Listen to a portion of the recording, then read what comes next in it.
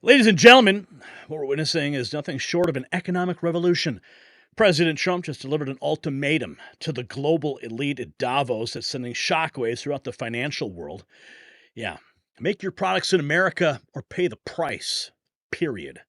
The same elites who shipped our jobs overseas are now trembling as Trump dismantles their precious globalist framework piece by piece.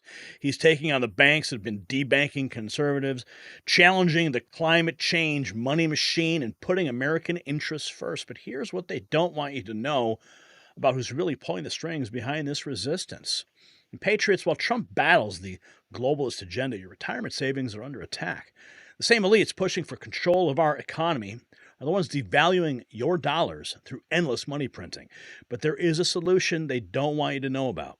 Call Global Gold Investments. The number's on the screen, 888-700-4148 for your free 2025 Protect Your Wealth and Retirement Guide. And when you mention Next News, you'll receive a complimentary portfolio analysis and up to $1,000 in free silver for January retirement rollovers. Don't let inflation eat away your savings. Secure your future with real money.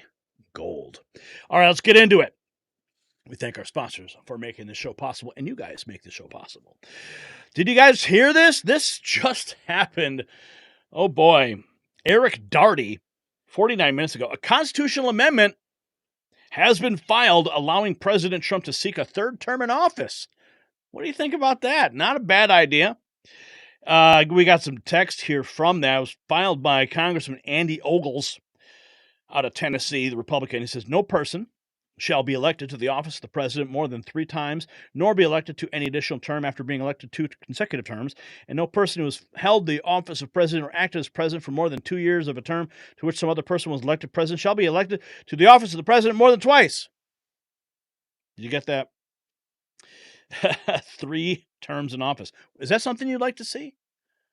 Would you like to see Donald Trump run for a 3rd term? A constitutional amendment is a pretty steep hill for them to close the deal on that. So I don't think it's going to happen, but we can always pray for it. But something we won't pray for is Lisa Murkowski. No. Yeah, she's on the big no list. I'm confirming Pete Hegseth. What a surprise, right?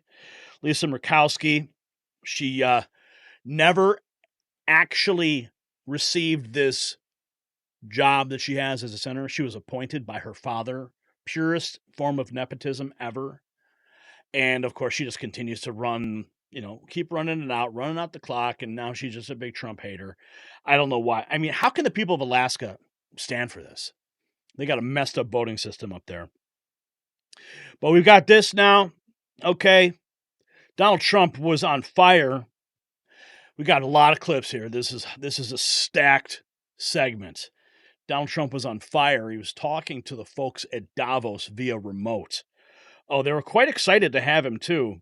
In fact, I think we have the initial clip of when. Yeah, we got the clip here. Wow, look at all these clips we got, guys. It's huge.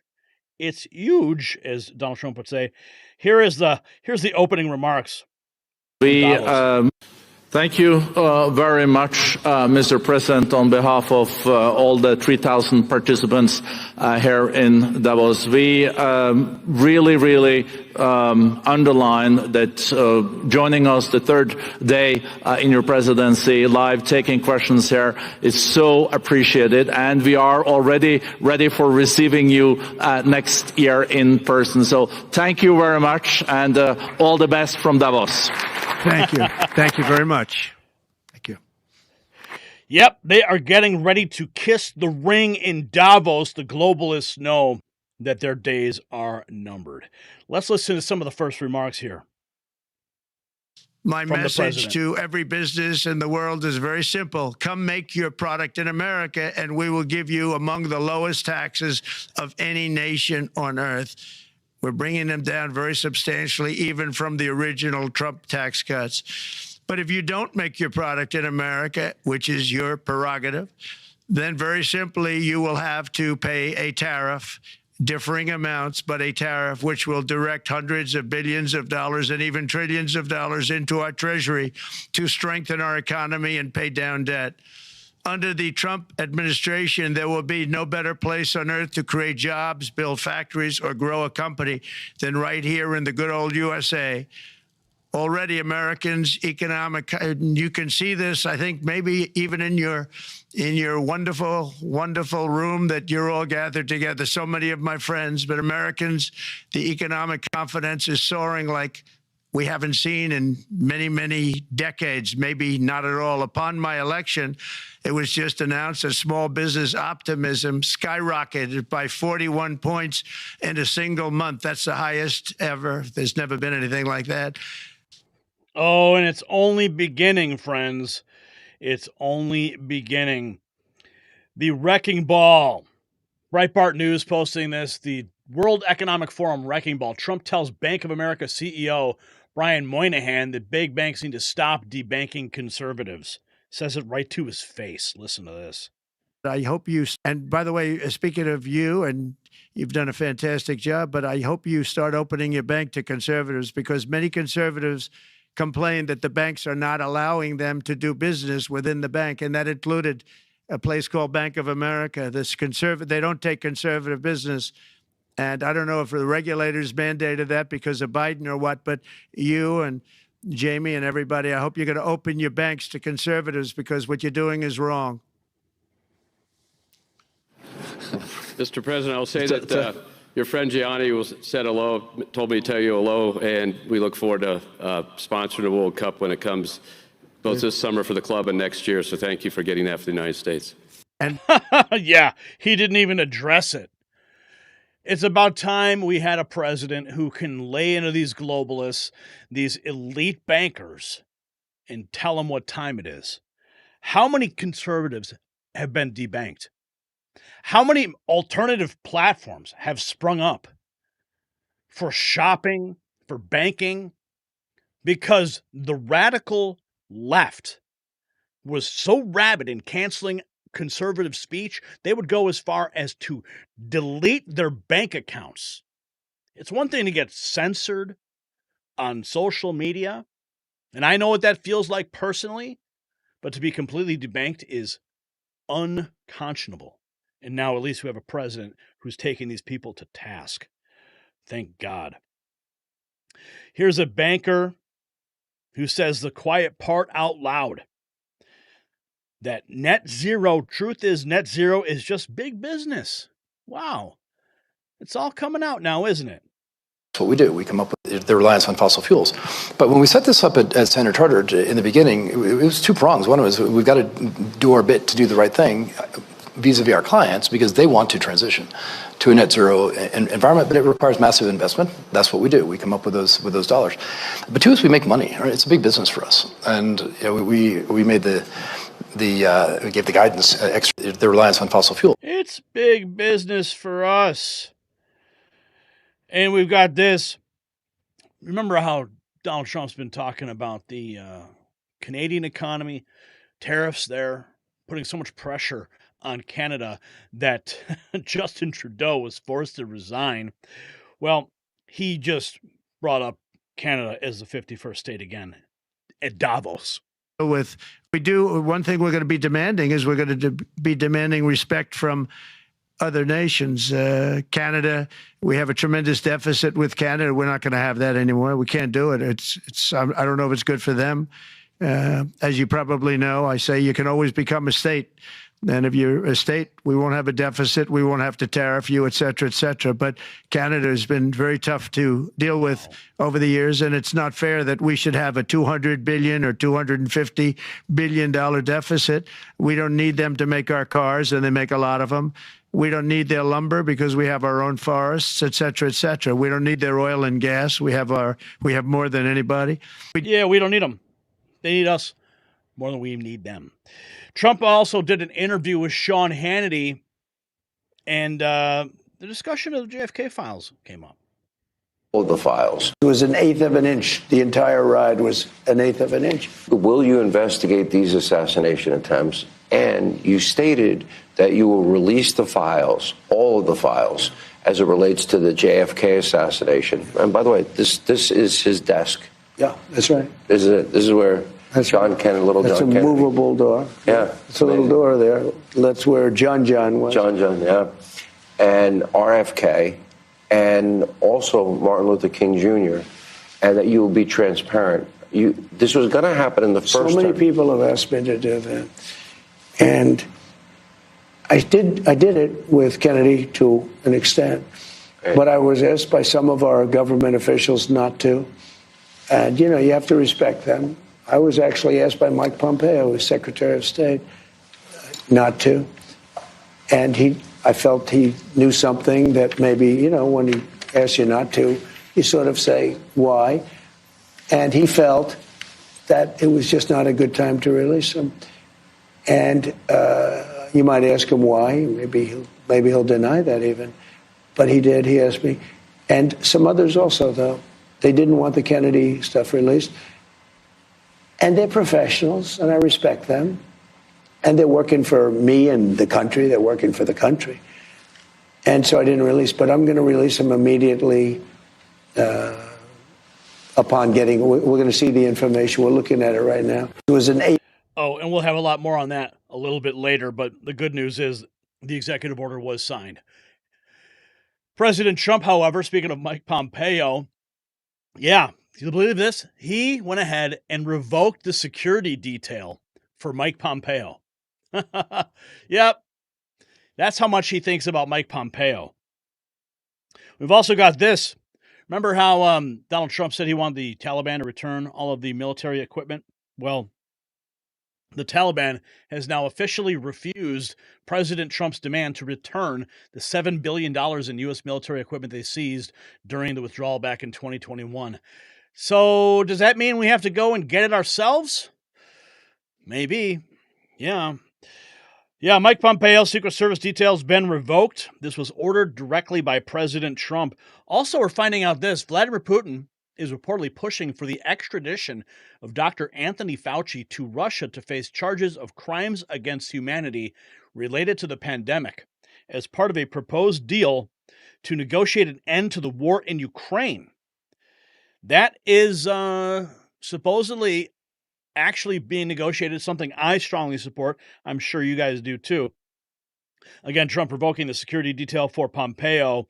And then we're getting some mixed messages, apparently, from Syria's new regime, welcoming Trump while internally minority groups are raising red flags. What's going on here? Noticed? Laura, never a dull moment in the Middle East. As you know, we're trying to figure out what's happening next in Syria. A lot of mixed messages and mixed actions, as we've all noticed. On the diplomatic arena, I think the new Syrian government is doing well. Internally, there are a lot of complaints we're hearing, especially from minority groups and, issues like women's rights, minorities. I mean, look at those guys. I mean, who knew that terrorists could get in suits and look so clean cut, right? I think there is an ongoing struggle by HTS to figure out how will they manage a country the size of Syria with very little experience. Okay, we got breaking news. Trump expected to pardon 10 pro-life activists persecuted by the Biden DOJ and imprisoned under the FACE Act. Lauren Handy, 57 months in prison. John Hinshaw, Jonathan Darnell, Herb Garrity, John Marshall, Joan Bell, Paulette Harlow, Bevelyn Williams, Heather Idoni, and Calvin Zastro. So this is a big deal, and I hope that President Trump does that. Definitely. With all the pardons he's giving, those people definitely deserve it. Speaking of pardons, Deborah Birx, she did not receive a pardon. Anthony Fauci received a pardon from Joe Biden. So we're finding out now Deborah Birx did not, and that leaves her open to charges with the crimes that she committed with Anthony Fauci against the American people. Also, we're finding out that Trump has now removed Pride Month. Full removal of Pride Month to institute Veterans Month instead. Do you support that? Wow. That's huge too. Also, the Ross Ulbricht pardon is official. If you don't know who he is, he launched a website that would change Bitcoin forever. He was only 26 years old. At 29, he was sentenced to die in prison. After 10 years behind bars, Donald Trump just pardoned him. Yes, it was long overdue. Here's President Trump discussing the election, talking about the radical left and their philosophies. This was, again, with Sean Hannity. But it showed us that the radical left, their philosophies and policies are horrible. They don't work.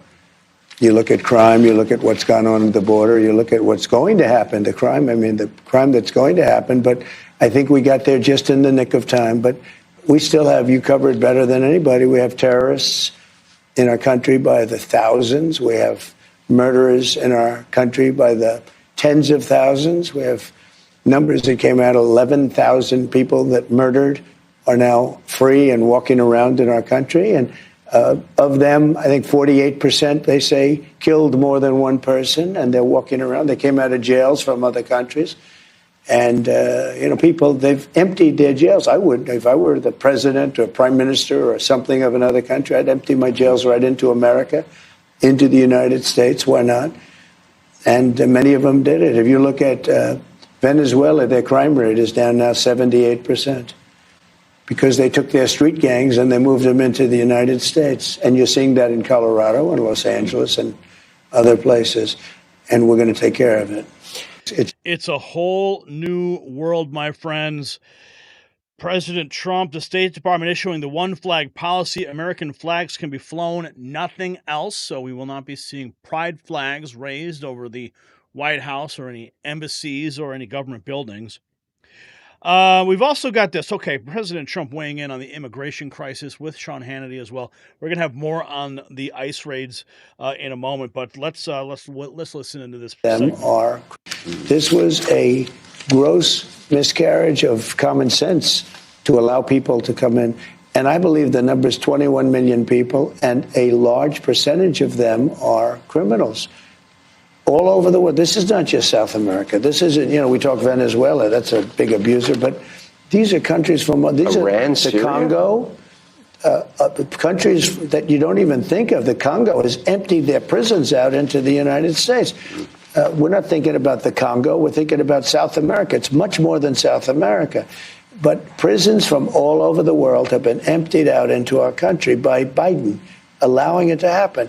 I don't even know if he knew what the hell was going on, but who would want this?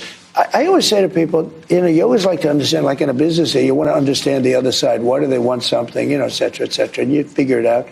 And there's usually an answer, almost always. I don't understand, why does somebody want open borders and they say the vote, okay, but I did well with the Hispanic vote, if you're looking at Hispanic. They say they do it because they want to think they're going to stay in power. It's going to be better for Democrats. I don't really believe that. Besides that, they cheat so much. They don't have to do that. They cheat so well. They're very good at cheating. The only thing they're good at really is cheating. But here's the thing I ask.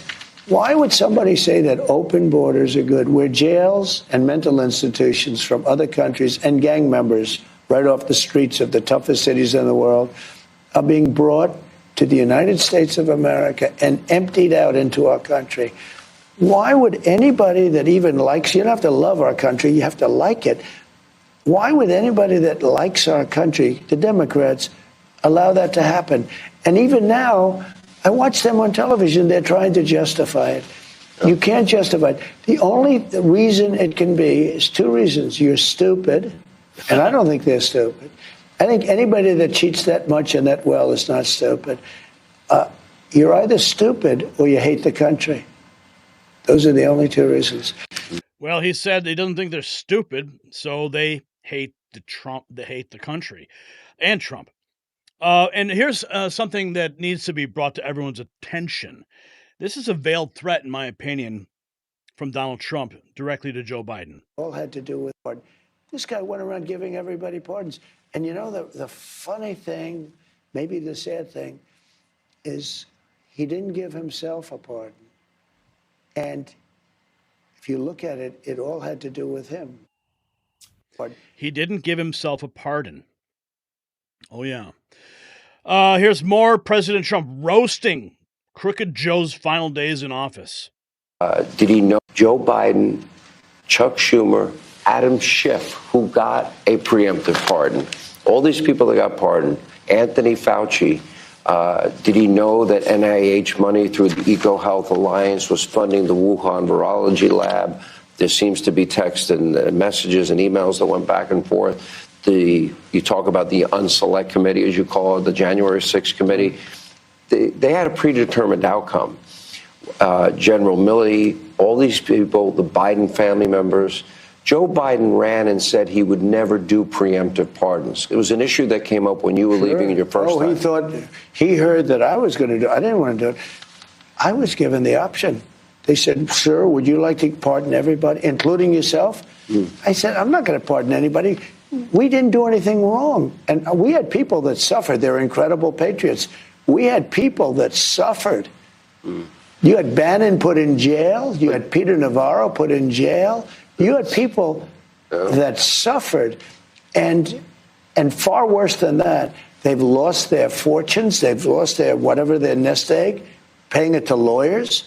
And those people, and people said, and they wouldn't have even taken, most of those people, they wouldn't have even taken a pardon. This guy went around giving everybody pardons. And the funny thing, maybe the sad thing, is he didn't give himself a pardon. And if you look at it, it all had to do with him. I mean, the money went to him. Should Congress investigate that? Well, I don't know. It's, you ordered the DOJ. I've always been, look, he didn't give himself a pardon. And he didn't give some other people a pardon that needed it. And I heard Schiff went to him and just begged him for a pardon because Schiff is a crook. Yeah. Schiff is a crooked guy. He's a crooked politician. He made up the story about Russia. He totally made it up. He's a storyteller. And then after he made it up, they found out that there was a tape of the conversation made by, I guess, the State Department. I don't know. When you make calls, they make tapes sometimes, not all the time. He was the one talking to the Russians. So he, in the meantime, made up the conversation, totally made it up about quid pro quo. There was no quid pro quo, there was a perfect call. Tim Scott was the first one to come. He read it. He said, this is a perfect call. What are you doing? You're impeaching a man for a perfect call. It was Schiff, Hillary, the whole group. You know what? Schiff is just a bad, sick guy. And he went to Biden and he demanded a pardon because he thought he did something. He knew he did something. Joe Biden. Wow. President Trump now also labeling the Houthis as a foreign terrorist organization. That's good news. More on the Hannity interview. President Trump discussing the assassination attempt on his life. Yes. Do you believe that moment? People say to me, they see a change in you. Do you believe you've changed? Is this, for example, increased your faith in God? Yes, I think so. I don't think I've changed, but I think that has taken place, yeah. Because when you look at statistically, I should never be here. I mean, if I don't turn I'm looking at an immigration chart, my favorite chart ever in history. Yeah. Even if the numbers were bad, I would. We're talking about assassination, and you're telling jokes. Can you believe it? No, can you believe it? But it's terrible. I remember that day when I turned, and it had to be at an exactly 90-degree angle, and I said, "Throw down the chart" or something to that effect, and they bring the chart, and I'm literally looking exactly at the right angle. I couldn't have even been a little further or a little bit less. It would have whacked. Because it was an eighth of an inch. The entire ride was an eighth of an inch. Do you believe? Wow. This nation literally dodged a bullet. We've also got this news after President Trump said he would only visit Saudi Arabia if they started buying more American products. The Saudi Crown Prince just called and said they want to invest $600 billion in the United States. Here we have more. This is some of his remarks at Davos. Truly historic. Thank you very much, Klaus, and hello to everyone in beautiful Davos. This has been a truly historic week in the United States. 3 days ago, I took the oath of office and we began the golden age of America. The recent presidential election was won by millions of votes, and all seven, every one of them, all seven swing states. It was a massive mandate from the American people like hasn't been seen in many years. And some of the political pundits, even some of my so-called enemies, said it was the most consequential election victory in 129 years. That's quite nice. What the world has witnessed in the past 72 hours is nothing less than a revolution of common sense. Our country will soon be stronger, wealthier, and more united than ever before, and the entire planet will be more peaceful and prosperous as a result of this incredible momentum and what we're doing and going to do. Thank you. The golden age is upon us, my friends. Here he is blasting FEMA with Sean Hannity. Democrats, FEMA is getting in the way of everything, and the Democrats actually use FEMA not to help North Carolina. It makes no sense. So I'm stopping on Friday. I'm stopping in North Carolina, first stop, because those people were treated very badly by Democrats. And I'm stopping there. We're going to get that thing straightened out because they're still suffering from a hurricane from months ago. And then I'm going to go to California. I'll go to FEMA. I mean, who can ever forget what Joe Biden's FEMA did when they actually rejected going to homes with Trump signs during that disaster? Here's President Trump talking about his message to every business in the world. With the president, I have promised to eliminate 10 old regulations for every new regulation, which will soon put many thousands of dollars back in the pockets of American families.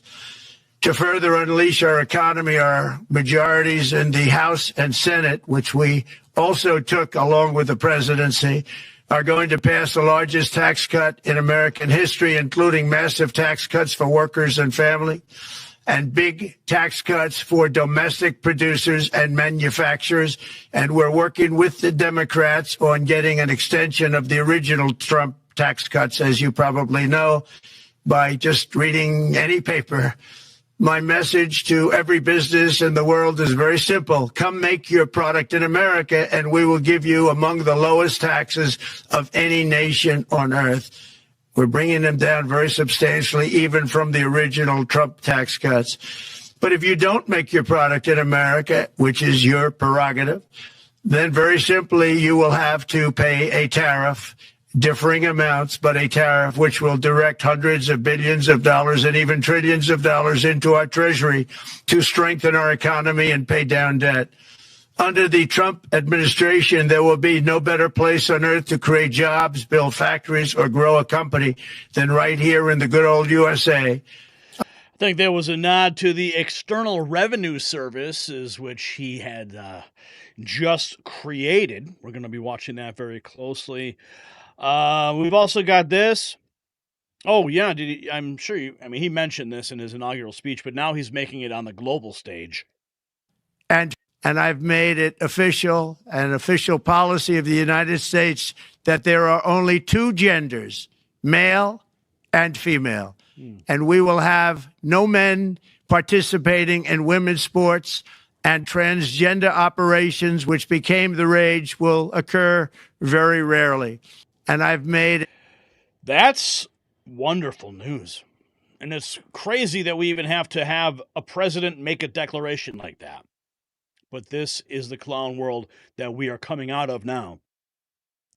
President Trump also had these remarks about his trip to North Carolina and Los Angeles. There's another fire raging there. Abandoned by the... We're going to take care of Los Angeles. I'm going there. I'm going to North Carolina, which has been abandoned by the Democrats. And I'm going to North Carolina, very importantly, first. I'll be there on Friday. And then I'm going from there to Los Angeles. President Trump talking about giving rapid approvals to building what we need for the businesses of tomorrow. To many people, and what I'd like to see is rapid approvals. We're going to give very rapid approvals in the United States, like with the AI plants, talking to many people want to build them. That's going to be a very big thing. We're going to build electric generating facilities they are going to build. I'm going to get them the approval. Under emergency declaration, I can get the approvals done myself without having to go through years of waiting. And the big problem is we need double the energy we currently have in the United States. Can you imagine? For AI to really be as big as we want to have it, because it's it'll be very competitive with China and others. So I'm going to give emergency declarations so that they can start building them almost immediately. And I think it was largely my idea because nobody thought this was possible. It wasn't that they were not smart, because they're the smartest. But I told them that what I want you to do is build your electric generating plant right next to your plant as a separate building connected. And they said, wow, you're kidding. And I said, no, I'm not kidding. You don't have to hook into the grid, which is old and, could be taken out. If it's taken out, they wouldn't have any way to get any electricity. So we are going to allow them to go on a very rapid basis to build their plant, build the electric generating plant. They can fuel it with anything they want, and they may have coal as a backup, good, clean coal, And what AI sucks energy. AI is an energy hog. And if we don't step up our energy game, we're going to be left in the dust. The other nations are going to eat us for lunch with their AI plans. So we need to be at the forefront of this game. Whether you like AI or not, it's here to stay. And we better learn how to use it as a tool for us. Okay? Faith leaders, remember this bishopess who lectured Trump? Well, Washington Examiner reports that faith leaders objected to the bishop over the inaugural sermon that criticized Trump, thankfully. And we have this. President Trump asked the Crown Prince of Saudi Arabia to bring down the cost of oil. $600 billion. It's also reported today in the papers that Saudi Arabia will be investing at least $600 billion in America, but I'll be asking the Crown Prince, who's a fantastic guy, to round it out to around $1 trillion. I think they'll do that because we've been very good to them.